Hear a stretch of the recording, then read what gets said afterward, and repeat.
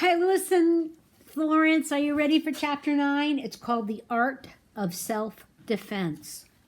Okay, I was having a great week, no doubt about it. Not only did I get the blue ribbon on Wednesday, but on Thursday, the class got a long letter from Ms. Mack. She included a picture of her standing by a waterfall next to some very strange-looking creatures. They look like hairy pigs or raccoony dogs.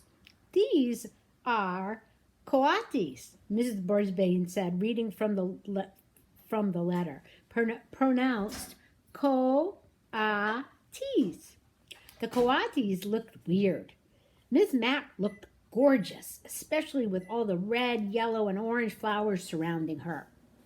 How I wished I could be there with her, except maybe for the fact that those coatis might not be hamster friendly.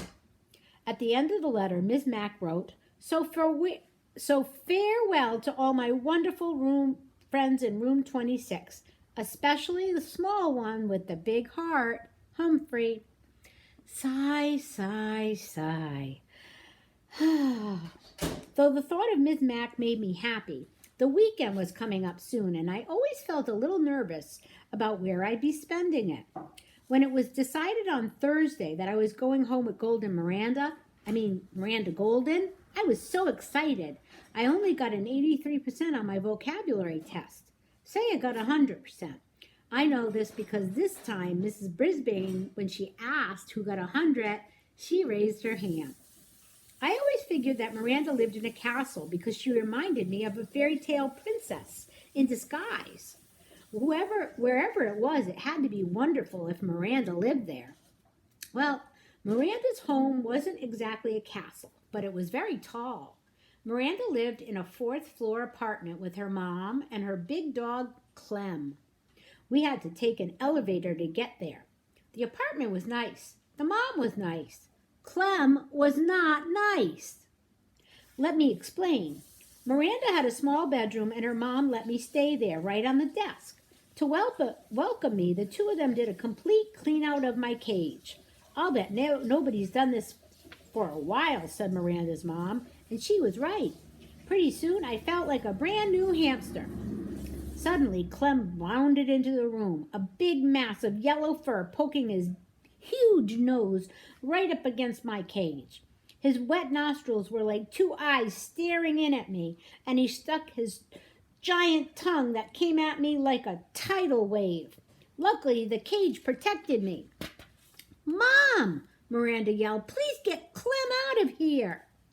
Thank heavens, Mom took Clem out for a walk in the park while Miranda showed me her room. She held pictures of her friends and family up to the cage so I could see. Her dad, her stepmom, her grandparents in Florida. Next, she introduced me to her goldfish, Fanny. She wasn't much of a conversationalist. I squeaked, nice to meet you, Fanny. And she said, blub. I was thinking about how wonderful it would be to live with Miranda all the time when Clem returned from the park and galloped into the room. Clem, stay out, Miranda shouted, but Clem just wagged his tail and barked. Miranda closed the door so the dog had to stay outside, but we could still hear him whining and crying like a baby out in the hallway. Still, just being with Miranda made everything seem golden until her mom called her to go shopping. Miranda protested. Good girl.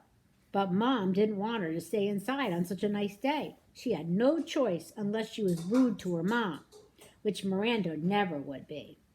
I won't be gone long, Miranda told me, and I'll make sure the door is tightly shut so Clem can't get in. Everything would be all right, I assured myself. After all, Miranda had said so. I was all set to get in a good daytime snooze. But as soon as the door to the apartment closed, Clem started whining outside the door. I could hear his big paws on the door trying to push it open. I was a little nervous, but Miranda had assured me I'd be all right. After all, she wouldn't be gone long. Then I heard it, the slight turning of the doorknob as Clem flung himself at the door repeatedly. What a barbarian he was! Suddenly, the door swung open and Clem burst in and ran straight to my cage. I tried to distract him by spinning on my wheel. I could do that for hours if necessary. I thought the spinning wheel might hypnotize him, like in the old movies I'd seen with Miss Mac. Miss Mac, where was she when I needed her? But apparently all that spinning just excited Clem more. He started barking at me, but I couldn't understand a word he said. Now cut that out, I squeaked at him. That just seemed to make him more hot and bothered. He plopped his front paws on the desk and stuck his nose against the cage door near the lock that doesn't lock. Easy now, calm down, I squeaked soothingly at the beast, but he kept poking his nose at the cage, showing me his huge tongue and the huge teeth around it. Let me just say that Clem could stand some breath mints.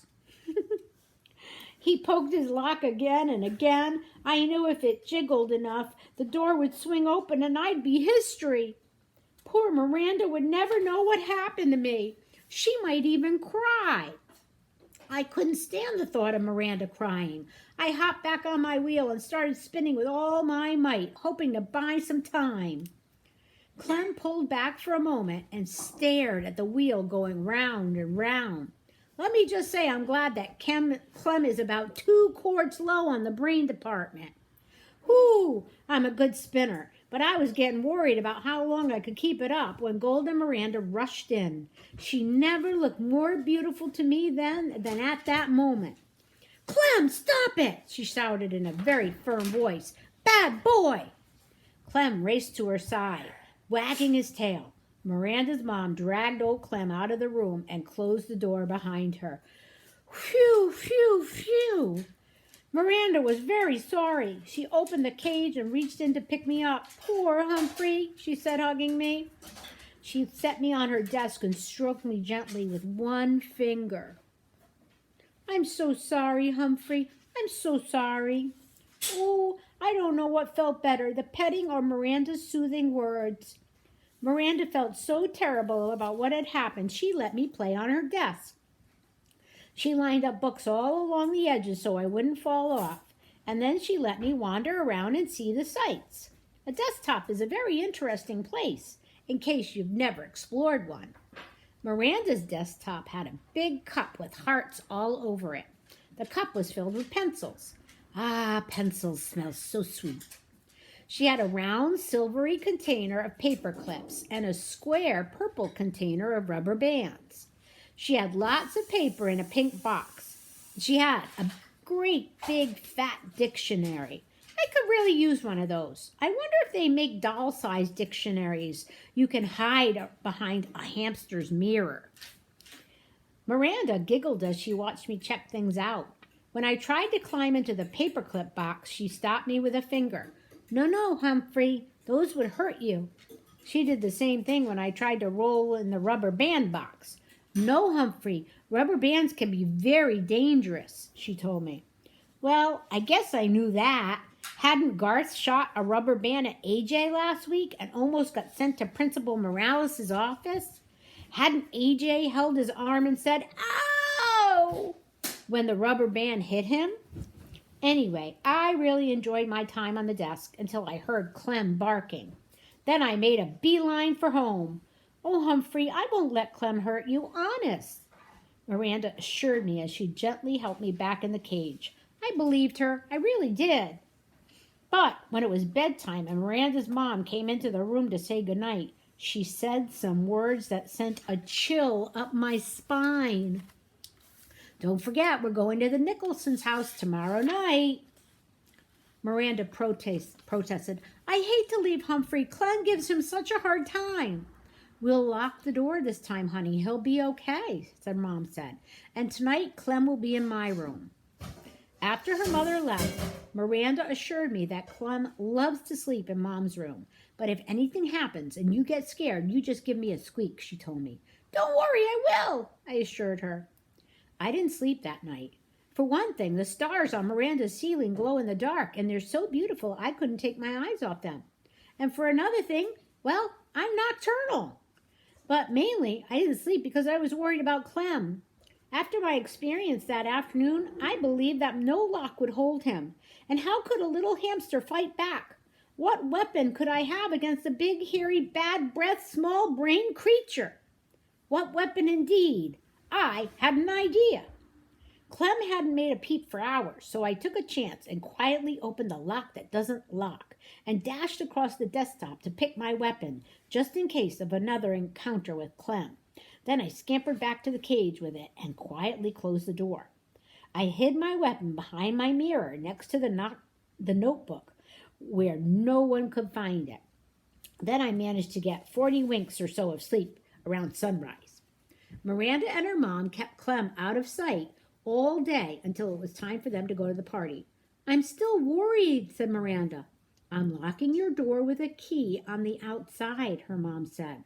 I'm locking Clem in my room, and Humphrey's cage is closed tightly, right? Miranda checked it. Everybody always checks it. It always seems locked from the outside. It even makes a clicking sound. But from the inside, believe me, it's a piece of cake to open. Miranda seemed satisfied with the arrangement, but I wasn't. So I remained on high alert all afternoon and evening, and here's what happened. After Miranda and her mom left, Clem barked for a while. Then I heard jiggling and joggling for about an hour. Next, I heard big hairy feet padding down the hallway toward Miranda's room, toward my room. I sucked in my breath and waited. Yes, I knew Miranda's mom had locked the door with the key, but Clem didn't seem to let little things like that stand in his way. The doorknob squeaked and rattled. It twisted and turned. Nothing happened, but that didn't seem to bother Clem the barbarian. He jiggled, rattled, and twisted it some more, and when he got tired of that, he threw his whole body against the door. And then, very slowly, the door opened. Clem actually seemed surprised, but I wasn't. I had spent the last 2 hours carefully preparing for this moment. Not that my heart wasn't going thump, thump, thump, thump very loudly. Even Fanny the fish seemed nervous. Clem trotted right up to my cage and stuck his big wet nose up against it. Stay away! Keep your distance, I squeaked. I'm warning you. Clem wasn't discouraged one bit. Woof, he barked, sending a foul cloud of doggy breath my way.